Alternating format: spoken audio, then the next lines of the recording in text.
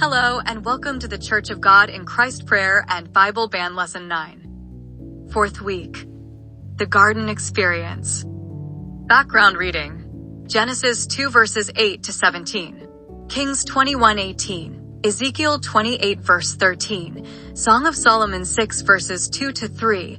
11. John 18 verse 1. Devotional reading. Matthew 26 verses 36 to 56, Genesis 3 verses 1 through 24. Central verse. Now in the place where he was crucified, there was a garden, and in the garden a new sepulchre, wherein was never man yet laid.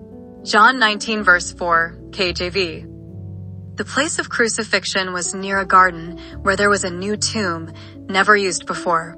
John 19 verse 4, NLT. Key terms. Nevertheless.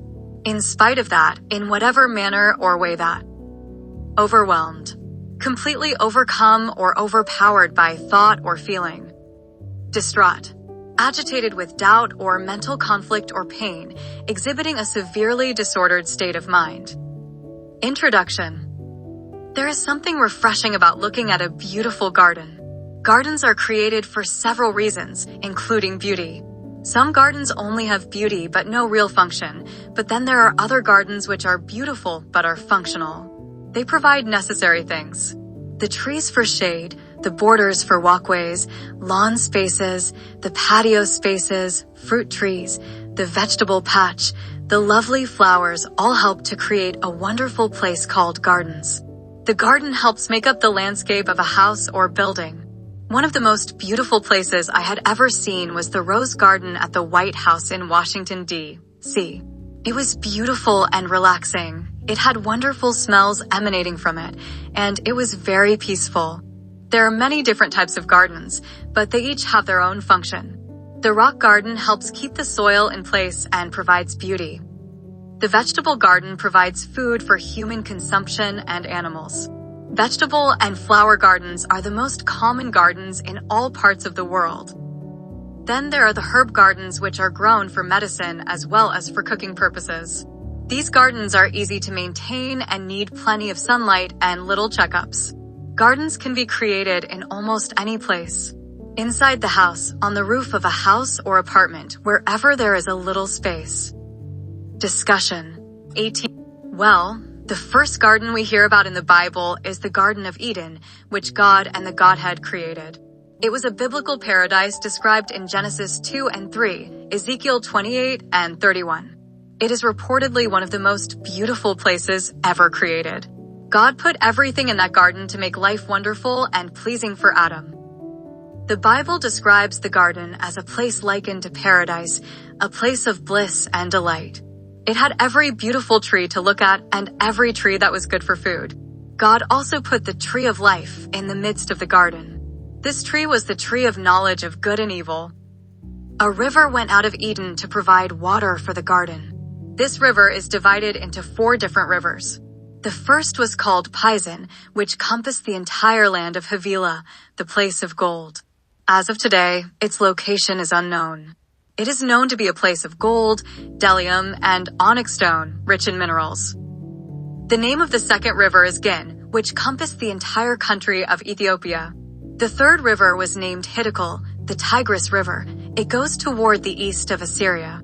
The fourth river is the Euphrates River, which was exceptionally large and important. God put Adam in the garden to take care of it. He gave instructions concerning the garden, for he told Adam that he could eat from all the trees except the tree of the knowledge of good and evil. God told Adam that the day he ate from the tree of the knowledge, he would surely die. After God put Adam in the garden, he put him to sleep, took out a rib, formed a woman from that rib, and put her in the garden with him. Adam had the best of everything, a beautiful home, everything he needed to be happy and content, and the food and water he needed, a beautiful wife. All the animals were there at his disposal. He named them. God came in the cool of the evening, and his voice talked to him. But his garden experience wasn't enough for him. He didn't obey God, for he ate the fruit from the tree of the knowledge of good and evil. He allowed Eve to influence him more than God. Therefore, he disobeyed God's law. It must have been frightening to see that he was naked in the garden. He lost his innocence and became aware of evil by one act of disobedience. It was a life-changing experience for Adam, Eve, and the serpent. They were all put out of the garden and placed under curses. In the New Testament, there is another garden that was the place of a life-changing experience. God had allowed his son Jesus to come to the earth, lived among the corruption in the world for 3 years as a man wrapped in flesh. When it came time for him to die, his flesh did not want to do it. He took 3 of his disciples with him to the Garden of Gethsemane, and there he had a life-changing experience. The Bible indicates that the Garden of Gethsemane is on the Mount of Olives, a historic place of great significance throughout the Bible. Mount Olives was a place of many olive trees. It sits about 200 feet above sea level and gives an unobstructed view of Jerusalem.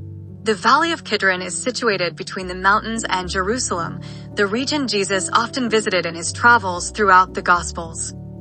After Jesus had supper with his disciples, where he told them what would happen to him, he took 3 of his closest friends, Peter, James, and John, with him to this garden.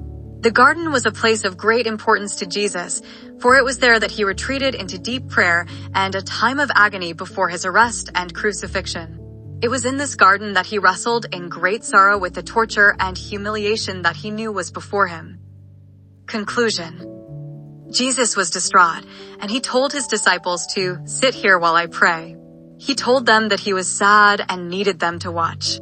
He said, "My soul is overwhelmed with sorrow to the point of death," Mark 14 verse 32.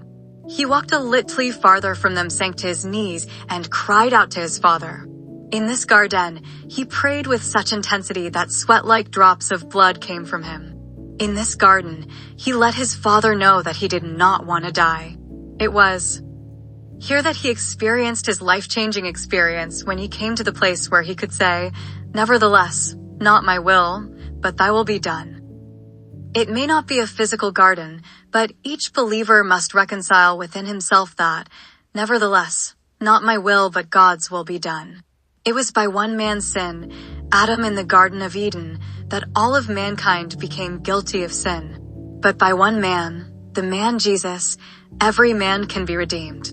Because Jesus came face to face with himself in the Garden of Gethsemane, each person now has the right back to the tree of life. It is because the man Jesus died for the sins of the world that the curse has been broken. What will your garden experience be? Will you allow God to bless you with a life and all the wonderful things that he has made available to you mean nothing to you? Will you allow the influences of others as Adam did cause you to disobey God and be lost? Or will you allow the Garden of Gethsemane to influence you where you can say no to your flesh and your desires and say to God, "Nevertheless, not my will, but thine be done"? Questions. 1. What do you think the garden experience is saying to you? 2. What does the garden represent to you in this lesson? 3. Are you willing to allow the nevertheless experience to become your experience? 4. What can each believer do to help others accept Jesus as Lord of their lives? Essential thought. Believers must be willing to allow a nevertheless experience to be life-changing for them. Thank you for listening, and for more information about this lesson, please see Church of God in Christ Prayer and Bible Band Lesson 9.